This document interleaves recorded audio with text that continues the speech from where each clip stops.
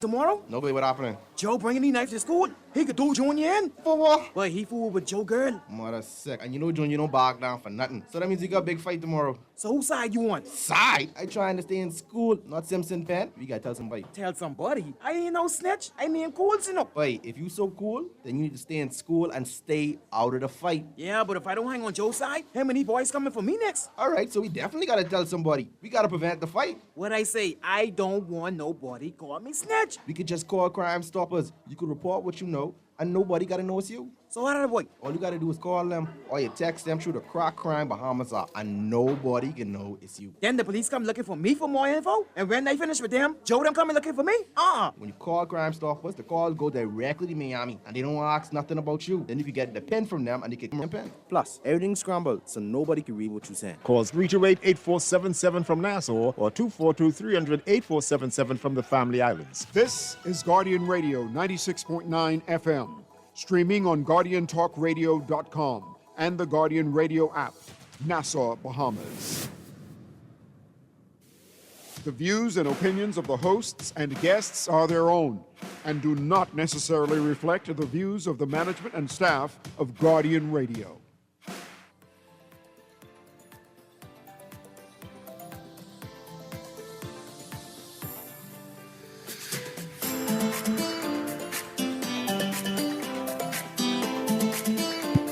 Good morning and welcome to Guardian Radio AM. Today is Friday, January 24th, and it's a little after 11 o'clock in the morning. Once again, this is C.A. Newry, and it's a pleasure to be your host for today. Today I'm privileged to have the High Commissioner to the Republic of Ghana, also the Ambassador Designate to Togo. Is Togo a republic, Ambassador? Okay, put that mic a little closer to you, to the Republic of Togo, two African states. And we're excited because our government has made overtures and making much effort to have connection to the motherland.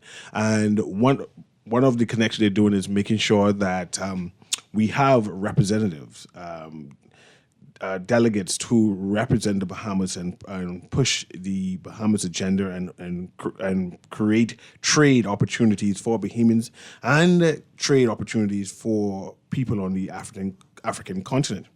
Again, like I said, we have the Ambassador Designate and the High Commissioner to the Republic of Ghana. Before we start, just for an educational purposes for my listening audience, what's the difference between an ambassador and a high commissioner? My understanding is that Ghana, being a part of the Commonwealth, it makes one a high commissioner. So for Commonwealth countries, we have high commissioners, and for non-Commonwealth countries, we would have high commissioners. Yeah, ambassador. Okay. For Commonwealth countries, we would have high commissioner. Hence, high commissioner to London, ambassadors to Washington, D.C., etc. I understand. Yeah. I just wanted to go there. And also, you've been high commissioner for like 2.5 years, maybe 2 years now? Yes, how long is 3 years 3 years now? Yes. Yes. And how has that journey been? Because I know this is a new startup, right, that the government has joined on as we try to have a better connection to the African continent. How is starting a new High Commission there? And are you, I know you're not resident. I am non-resident, but I traveled to Ghana quite frequently. Last year I would have been there 7 times, the year before 11 times. Some of those trips would have been in a private capacity. The majority of those trips would have been in my private capacity as an entrepreneur. Okay. You mentioned non-resident and resident, right? Can you explain to the listening audience the difference? I mean, it's obvious. Non-resident means you're not there. But I mean, what is the difference in terms of non-residents mean that you do not reside in the country that you represent. That happens for a variety of reasons. Amongst them, I'm sure, is budgetary constraints. Resident is where the total infrastructure is in place. You reside in the country, you have office in the country, etc. And the Bahamian people are aware that with High Commissioner, they have staff and Yes. support and Exactly. and carry Bahamian business. Non-resident, how does that work? Do you have staff here? Do you have like an office here? How does that work? All right. So I have my private staff in Ghana. One of my first projects in Ghana, in my private capacity as an entrepreneur, was the establishment of the Afri-Bahamas Trade Mission that's located in the Shally Boatway in MNJ Square. The purpose of that trade mission is to create and facilitate opportunities between the Bahamas and Ghana. Again, in a private capacity, a project that I hold very close to my heart is that of entrepreneurial development, the development of entrepreneurs. I am convinced, upon reflecting on my own journey in life, that the greatest opportunity for our development as a people is through entrepreneurship. And so here in the Bahamas, where we have a very dynamic economy, I think we welcomed 12 million, close to 12 million visitors last year. When you go into the marketplace downtown, a lot of the opportunities that emanates from this dynamic economy ends up supporting the children of China, India, and almost everywhere else except the Bahamas. And I say that in reflecting the extent that our retail sector downtown are dominated, and the products that's in our stores downtown are dominated by products from these other countries. We are resellers. Yes, we sell it. We import things and resell. We and in large part, we're not even doing the importing. In large part, we're not even doing the importing. We have other people coming in and really blossoming off the opportunity from our tourism sector. And so with the Ghana-Bahamas connection, there are tremendous opportunities for Bahamian entrepreneurs to get involved and bring unique products here into the marketplace that benefits not only our local businesses, but also the children of our ancestors that still reside in our motherland. Yes. Okay. Getting some notes. So you were basically selected by our government, right? Selected by our government because of your entrepreneurial business that you had in Ghana already, right? And as you were performing that, you were selected, and our government saw opportunities for the Bahamas, and now you are the head person that, as the High Commissioner, what is it that you do as that role, right? That promotes the Bahamas or promotes entrepreneurial opportunities for Bahamians. All right. So one of the first events that I facilitated here was at the University of the Bahamas. We had the first ever Ghana Bahamas Business Forum. I remember that. In, I think that would have been 2022. 2022? Yes, in 2022, where we had some of the ministers from Ghana, Ghana Investment Promotion Council, Ghana Export Promotion Council, etc., and some private entrepreneurs traveled to the Bahamas to begin that building of relationship. one of the most, a very significant, been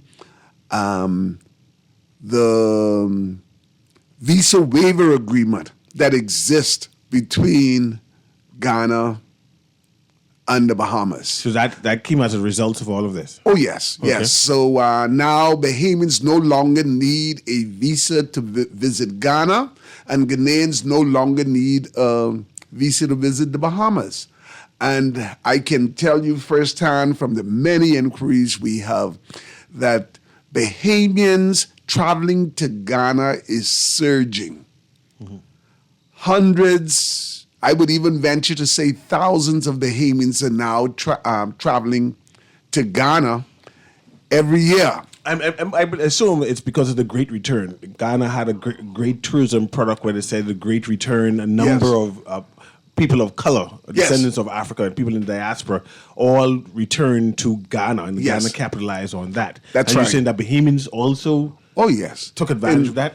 Yes, in large numbers. In large numbers, Bahamians are going to Ghana. As you referred to the year of return, which was a fantastic marketing initiative undertaken by Ghana.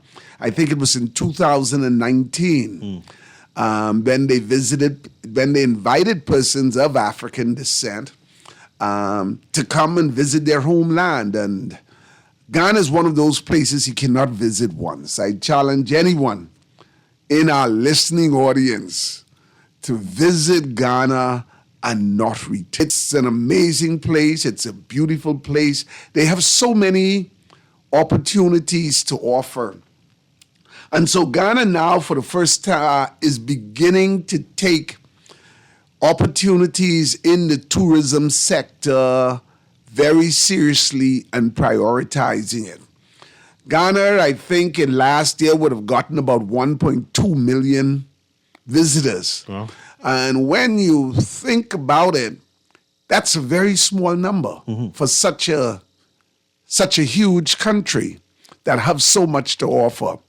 And so certainly Bahamians in the hospitality space, for Bahamians in the hospitality space, there are tremendous opportunities in Ghana. For instance, one of my most memorable experiences in Ghana was canoeing the River Volta, getting in a canoe and riding the world famous River Volta. That is something that has not yet developed from a touristic perspective. By that I mean there's a couple of muscular kids on the river with a canoe, and they take you out for a ride, and you can get and you give them a tip, versus it being a product similar to what we offer here. At various tours. Where various tours. So there are opportunities in that field in the area of transportation. When you say opportunities, you're saying there are opportunities for Bahamians to go into to invest in Ghana and develop that? Oh, most certainly. Most certainly, yes. I encourage Bahamians to go to Ghana, develop relationships with African entrepreneurs, and for their mutual benefit and development. Almost everybody in Ghana has a business, a micro business, a small business.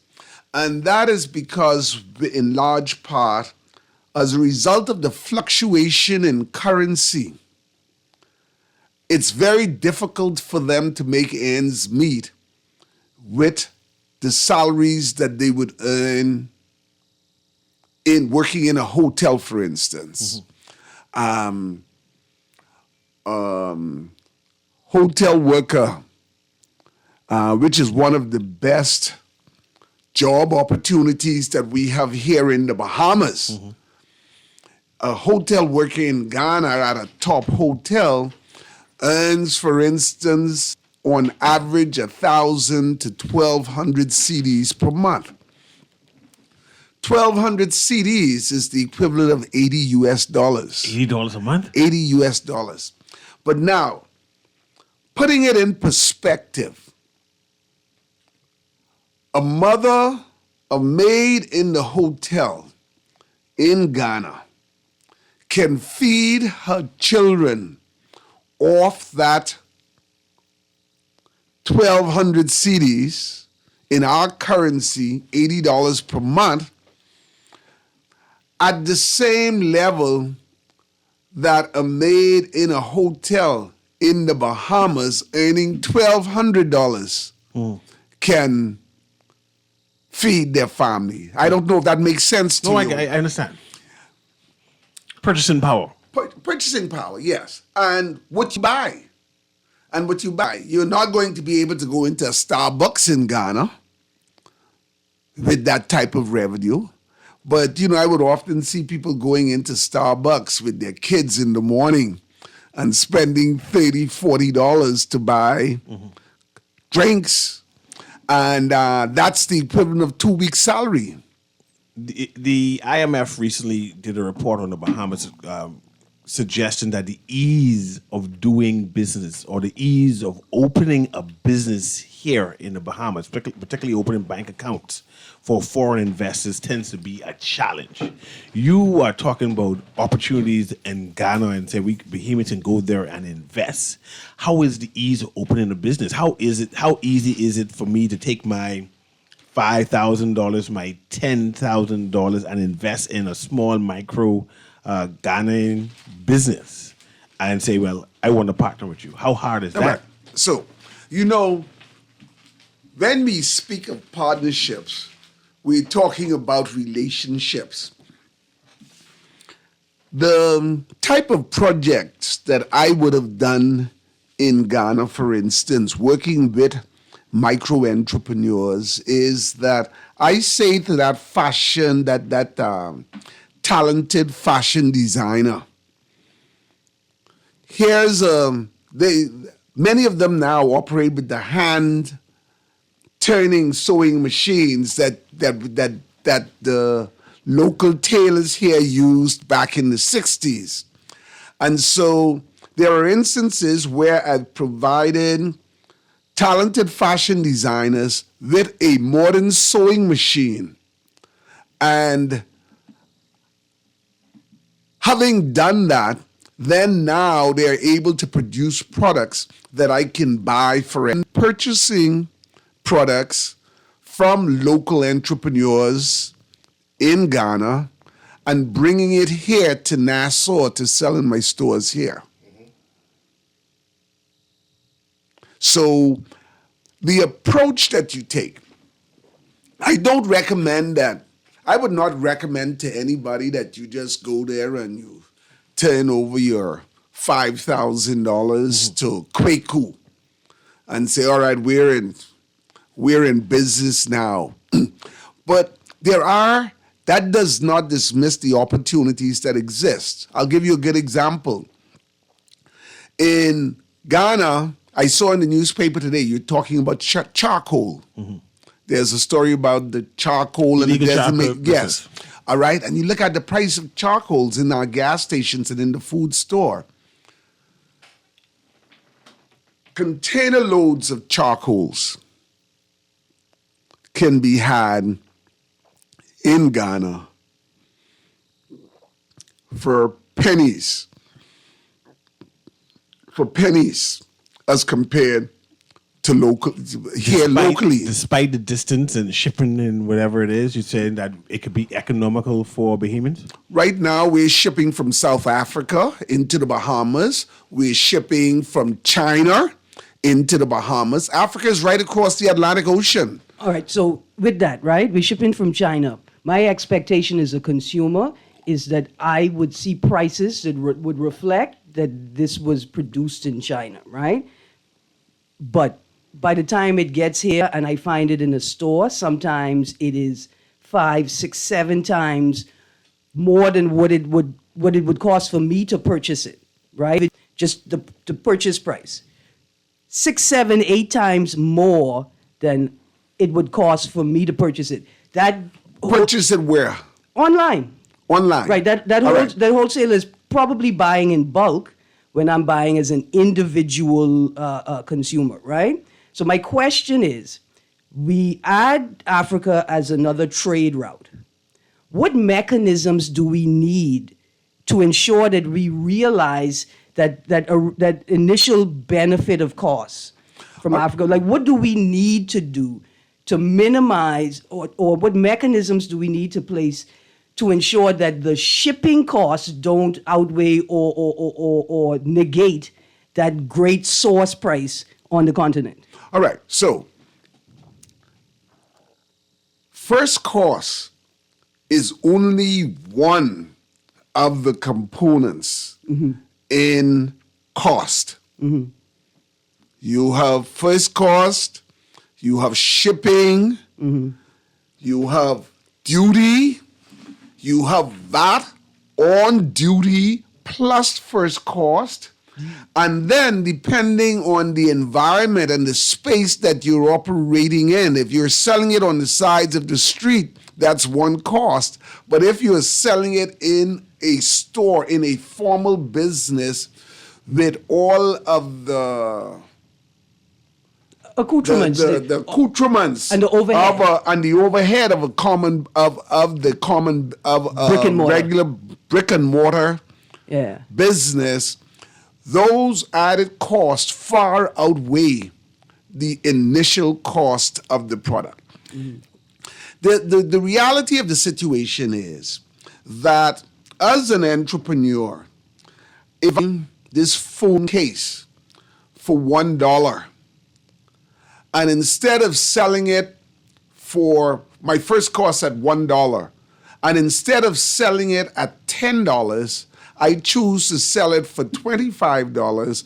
What I have done is I have opened up with that extra $15, $17 a huge opportunity that some other entrepreneur will step in, And say, let me buy it drop at the price. $1, and hey, and we see it now every day because even across social media, people are selling products at tremendous savings over what can be purchased in the store. We've had Bohemians come on our show who have a business of going to China as like a tour, right? And they take Bohemians to China and they assume they introduce them to various people and give them opportunities and they invest.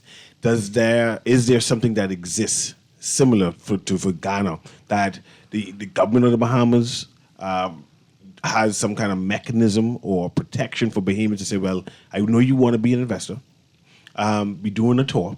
You come with us when we're doing this trade show, whatever it is, and we're going to fly to Ghana and we take you around to these people and then you take advantage of the various opportunities. All right, so there have been one group from throughout the Caribbean that went to Ghana, along with Minister Ginger Moxie, looking at opportunities. But quite honestly, while I personally have a passion for promoting entrepreneurship, business opportunity amongst us as a people, that is not a governmental function in my view. That is the essence of what being an entrepreneur is. Looking at the situation and saying that, all right, so these big wholesalers are already monopolizing X, Y, Z. So I have to go and I have to look elsewhere. I too go to China. I go to China several times a year to do business. But it's not for the government to take me to China. Yes, through the Chamber of Commerce and through information that comes into the country, the government can share these opportunities. And I think there should be and there is an attachment to the Bahamas Embassy in Beijing that facilitates and promote trade. But it is for us individually to, so I get a lot of calls from people. I want to do business in Ghana. How do I get started? And what I say to them is, the first step is to go to Ghana. Back of your mind, you're an entrepreneur, you're aspiring to do business, but go to Ghana, walk the ground, look around, and like the place. If you like the place and you want to return, then it will flow. I first went to Ghana in 2007 at for the 50th anniversary of Ghana's independence.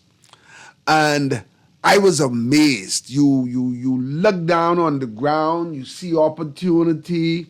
As you're getting up, you see opportunities are all around. One example is that in Ghana, there's a lot of cry about wastage because of the lack of refrigeration. So a lot of the plantains, the bananas, the pineapples, the mangoes are falling to the earth and just rotting. Tons and tons of it.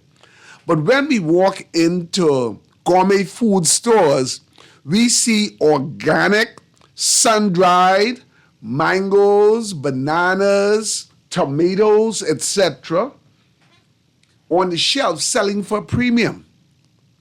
So based on our experience in the diaspora, we will go to Ghana and see opportunities that the locals who have not traveled have not seen. Another point I'd like to make, I'd like to talk about China. China is a country I admired tremendously. As a child, China was a poor country. We did not want to go to school in shoes made in China because people would look down on you with your made in China shoes. The shoes had to be made in England. Look at China today. And China, the diaspora, as I consider us to be, of the African diaspora, the diaspora played a role in the rise of China, in bringing China products to the world, and the diaspora got wealthy as a result of it. Look at the success that's being enjoyed by the China diaspora here in the Bahamas and around the world as a result of doing business with China. We in the Bahamas have the opportunity to do the same. We can be the gateway for trade with Africa. Why are the cocoa producers' products being sold to the manufacturers of chocolates and canned chocolates in America through the London Commodity Exchange, but we don't have a commodity exchange here in the Bahamas to... Because cultural imperialism is a wonderful thing.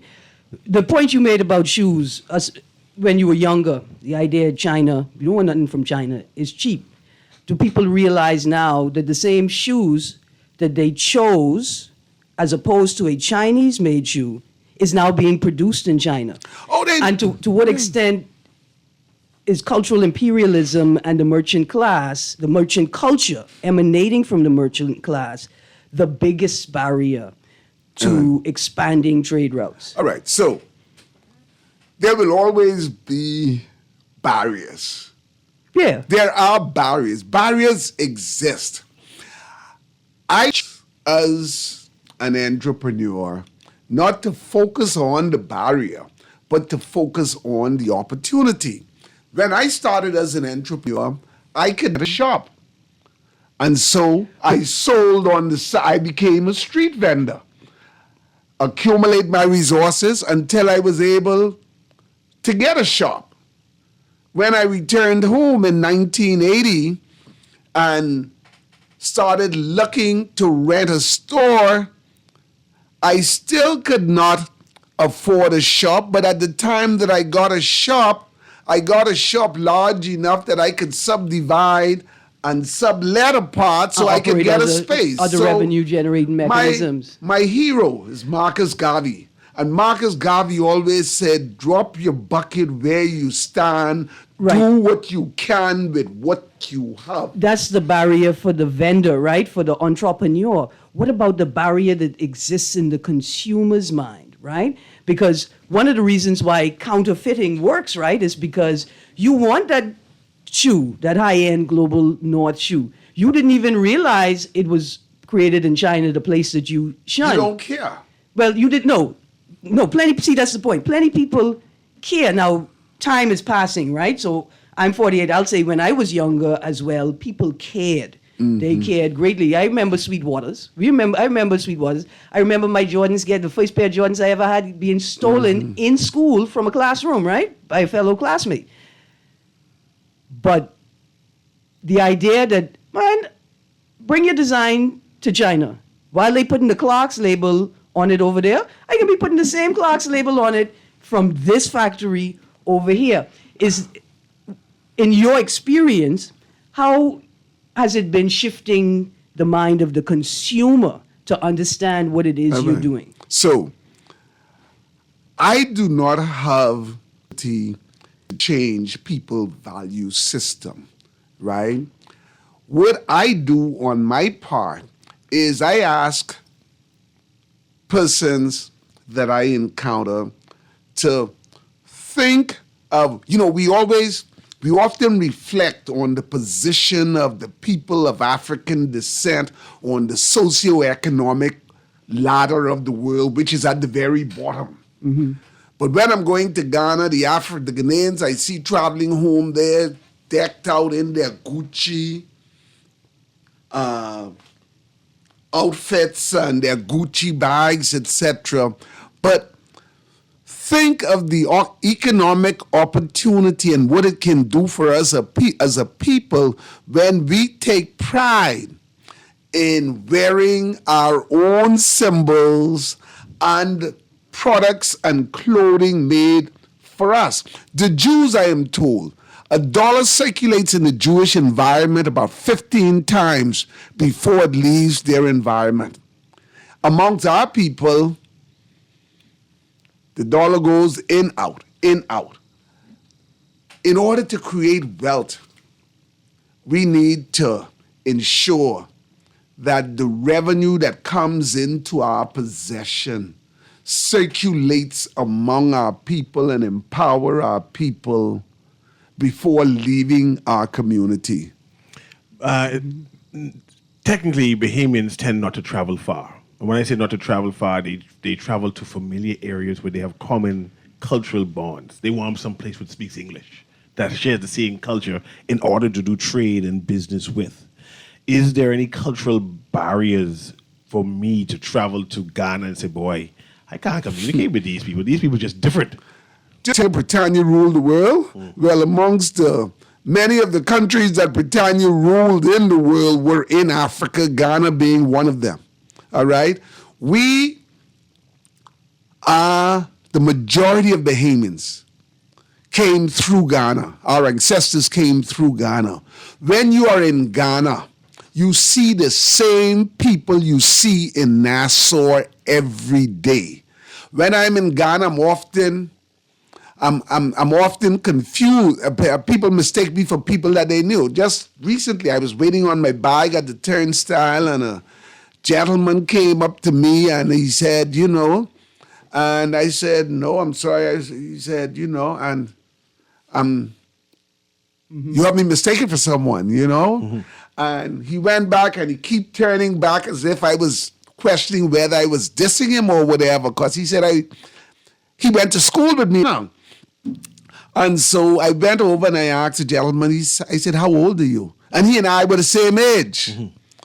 And so my first trip to Ghana, I'm in the market in Kumasi, and the market lady speaks to me in Twi.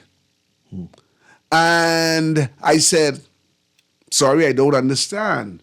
And so she switched to another language. They're multilingual. And then so she asked me, where are you from? I said, the Bahamas. Bahamas? What is Bahamas? Where's Bahamas? I said, 400 years ago, I went through the gate of no return, but the devil is a liar because I came back. And the marketplace broke out into this dance. The devil is a liar. He came back, etc. But saying all of that to say, in home, you are very safe. Can you speak English? I go walking on the streets in Ghana at night. Quite honestly, in Nassau, once I've locked my gate and I'm in my house, I don't want to go driving at night. But in Ghana, I feel very comfortable going for a walk at night. So we can culturally assimilate and be comfortable in terms of. We are the trading. same people. Same We are the same people. And when you get there and you walk out of that, you see the same people you see in Nassau every day.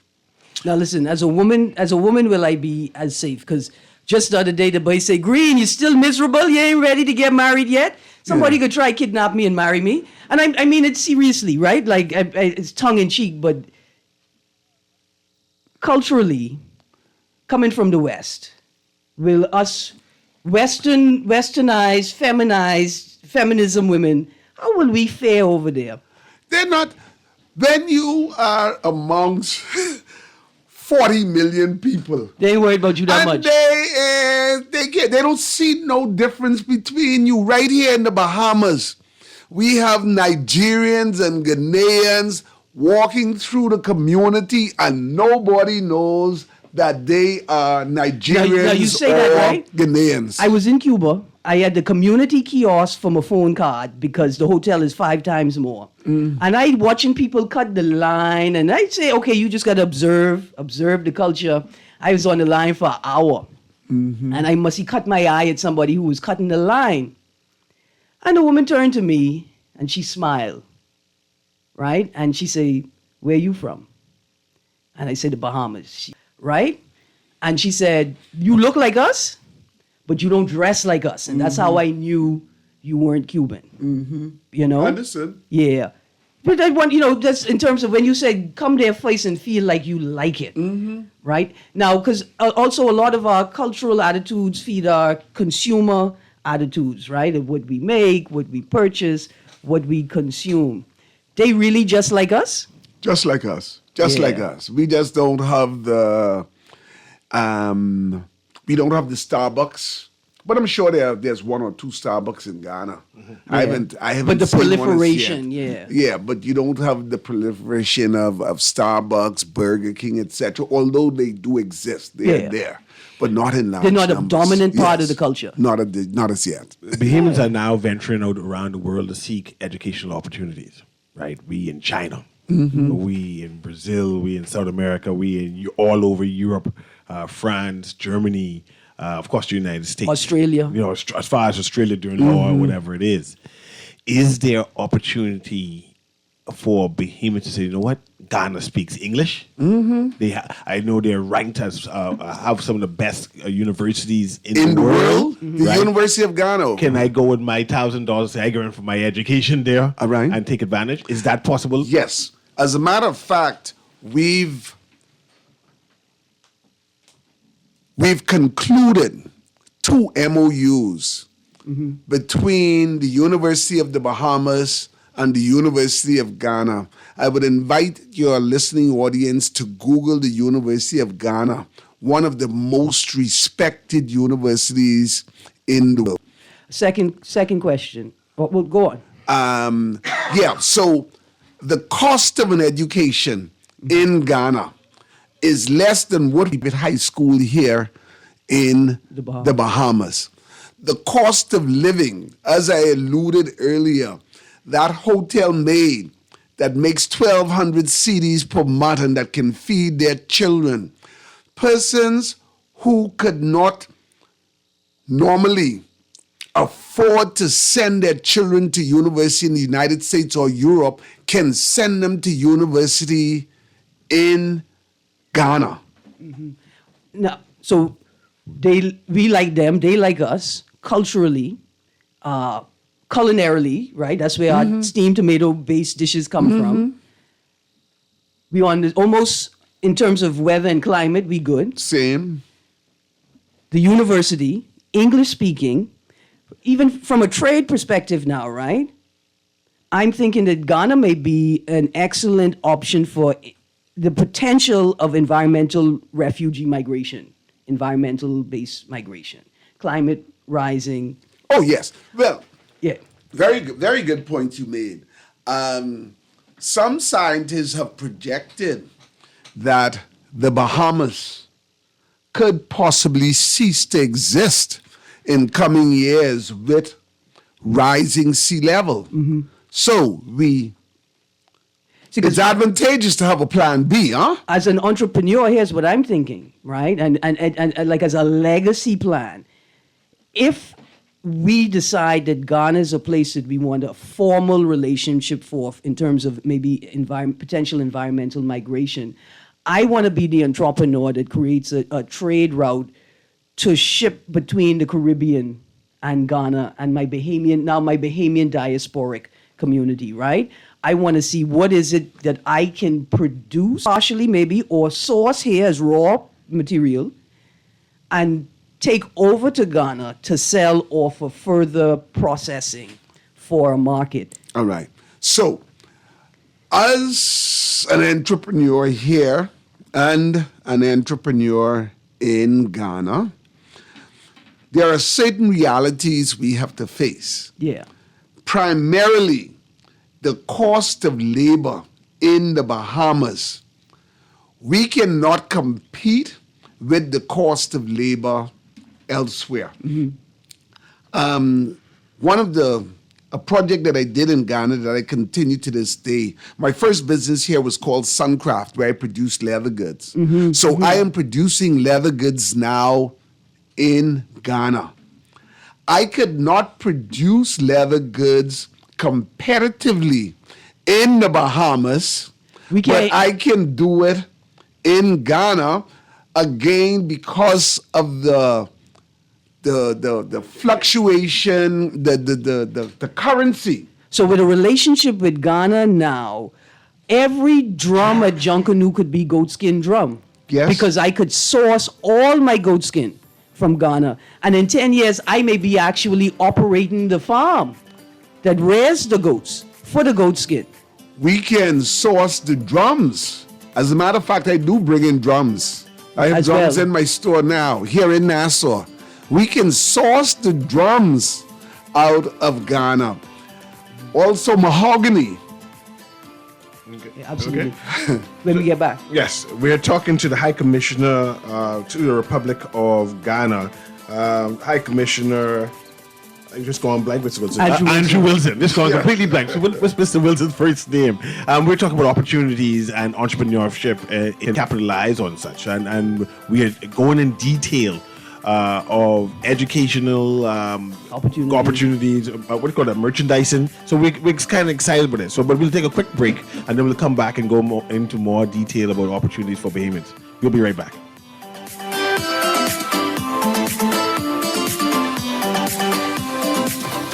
100 episodes, that's right. Seafowl Talks has reached a huge milestone. And we're celebrating in style.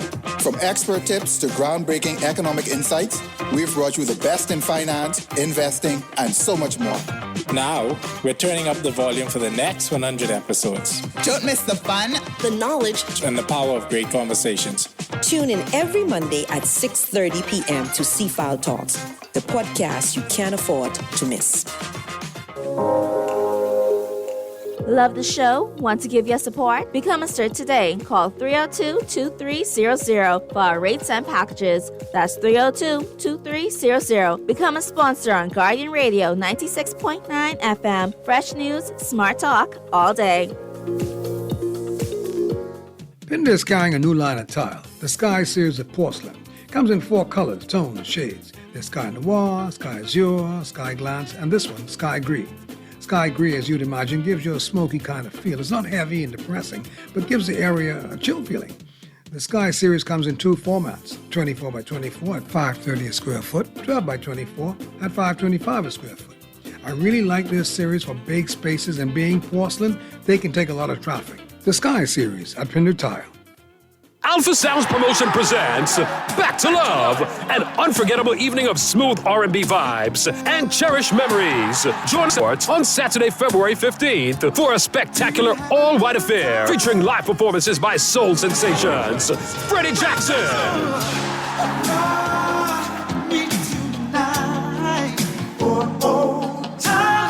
Hey everybody, it's Freddie Jackson. I'm coming to Nassau, Bahamas, and we are looking forward to the night of love. Also performing Regina Bell. Also featuring Bahamas' very own Essence Band. Back to Love, Saturday, February 15th. It's a spectacular all-white affair at the Nassau Cruise Port. Get tickets online. BahamasEtickets.com. Plantation Bar and Grill, Big Boys Cafe, and Tropics Bar and Grill. For more info, contact 822-6863. And I hope to see you there.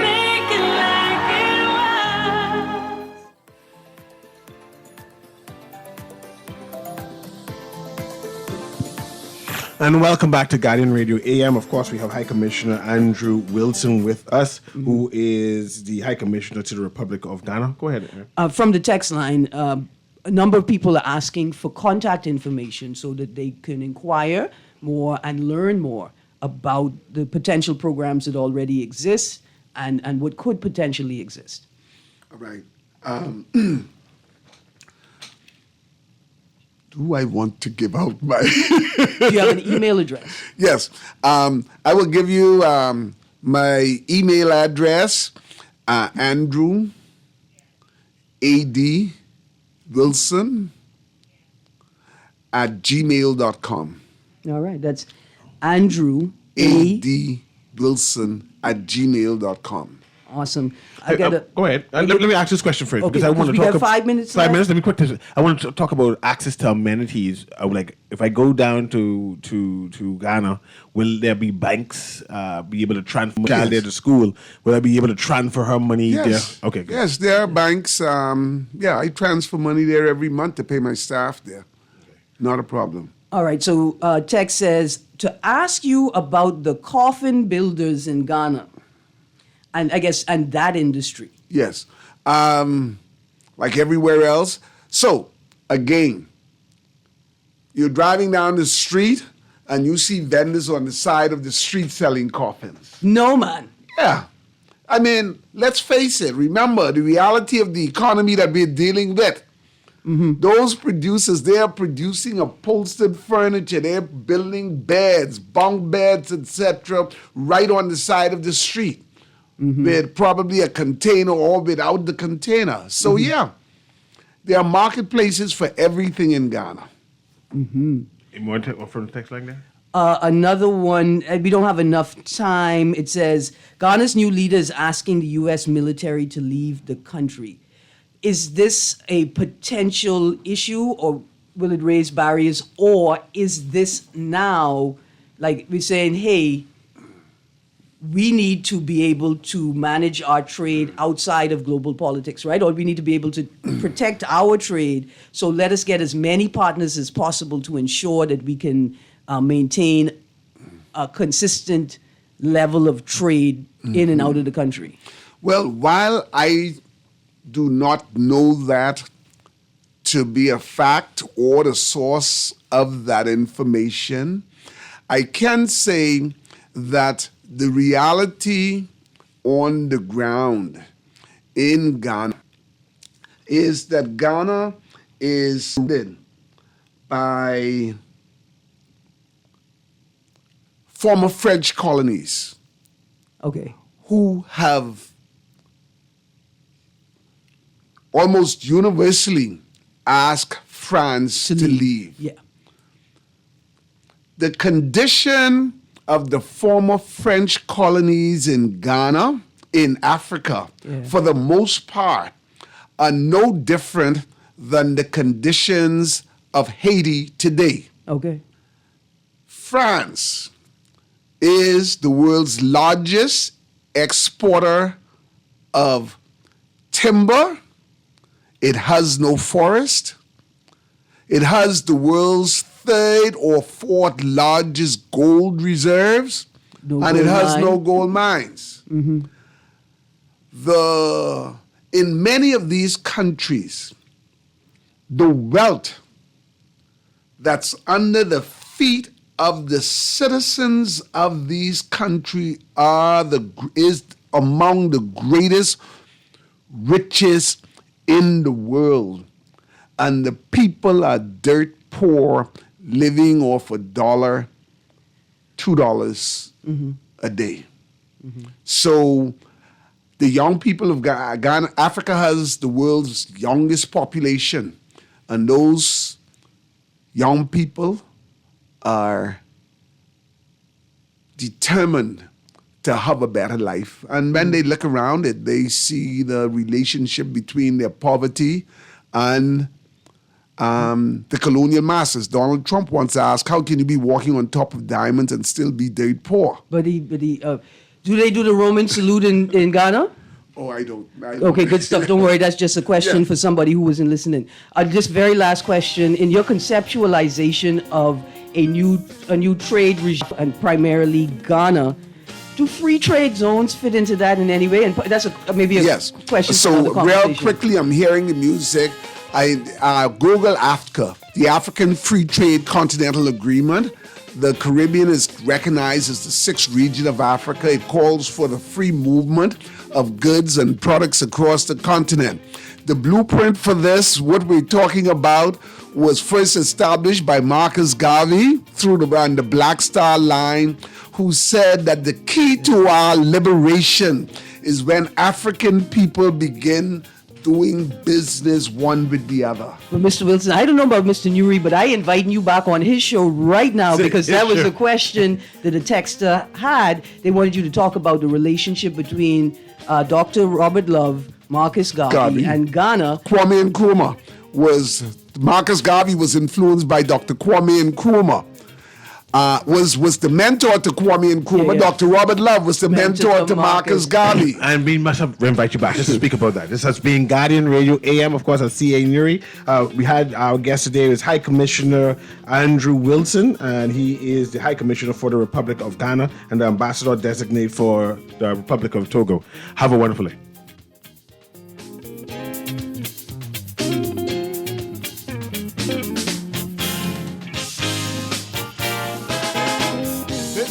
Guardian Radio 96.9 FM, streaming on GuardianTalkRadio.com and the Guardian Radio app, Nassau, Bahamas.